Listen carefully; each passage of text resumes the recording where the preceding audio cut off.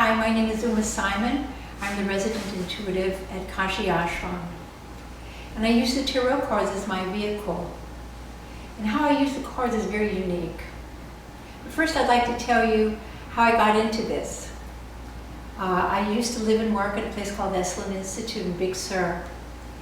And when doing some intense Gestalt work, I awakened some Kundalini. And the Kundalini experience opened up my third eye. And so I began to have a greater grasp of things. And I would say that I made a leap in awareness. I realized that I needed a vehicle because I didn't want to be the authority on high telling you what you needed to do. I didn't want to be a guru or a teacher in that sense. I wanted you to be able to come to your own sense of who you were. So that's why I chose the tarot cards, because the cards themselves, in a very amazingly simple way, absolutely express what's happening in your situation right now. I don't do pasts and I don't do futures, I say, because I believe that they're all combined into one thing. They're all happening right now, in this very moment. So what I say is that I bring people into the moment. And in that place, if you're in denial of the moment, nothing will change in your life. But if you come to a realization and an awareness of what's happening now, then you have an opportunity to change something different in your life. It's interesting how so many people are in denial of what's happening. And then that's why they usually want to talk about the past or the future. They're hoping to either blame somebody in the past, or they're hoping that the future will be better. Well, that's not true.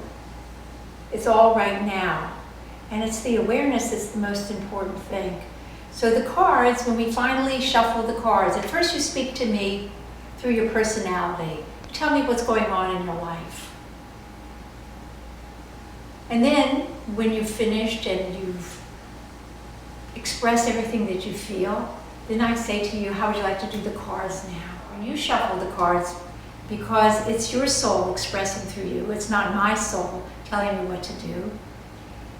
Then we're ready for the reading. And then you're ready to listen to what I say is what your soul wishes to convey to you at this time in your life.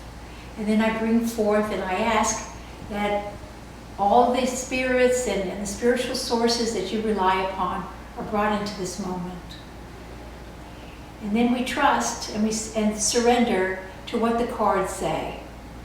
I don't do anything different than I've been doing these cards for 40 years. The only difference now is that I totally surrender to the cards, which has given me a modicum of confidence about what I say. I leave my personality at home, the personality that might view you or judge you. When I step into that place of dealing the cards, all of a sudden I trust that your spirit will speak with you.